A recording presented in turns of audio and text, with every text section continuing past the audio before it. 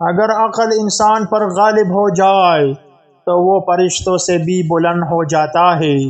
اگر ہوش انسان پر غالب آ جائے تو وہ حیوان سے بھی بدتر ہو جاتا ہے۔ جو ہوا اس پر افسوس نہ کرے، اگر یہ ماضی میں ہے تو اسے جانے دے اور اسے یاد بھی نہ کرے۔ حکمت ہمیں بتاتی ہے کہ ہم لائق نہیں ہیں، محبت ہمیں بتاتی ہے کہ ہم ہیں۔ میری زندگی ان دونوں کے درمیان بہتی ہے۔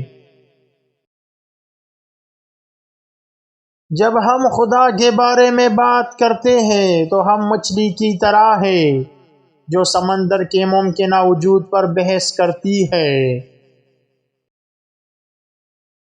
جب کوئی آپ پر تنقید کرتا ہے یا آپ سے اختلاف کرتا ہے تو آپ کے دل میں نفرت اور دشمنی کی ایک چھوٹی سی چینٹی جنم لیتی ہے۔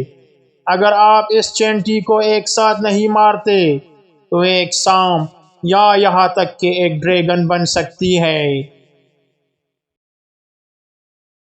دنیا کے تمام لوگ اپنی طرف نہیں دیکھتے اور ایک دوسرے پر الزام لگاتے ہیں۔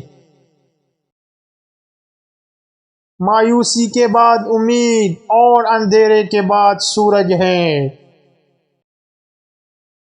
اگر آپ کبھی معاف کرنا نہیں جانتے تو آپ ان نعمتوں کو کبھی نہیں جان پائیں گے جو خدا دیتا ہے۔ دلوں کو جیتنا ہے تو محبت کے بیج بوئیں۔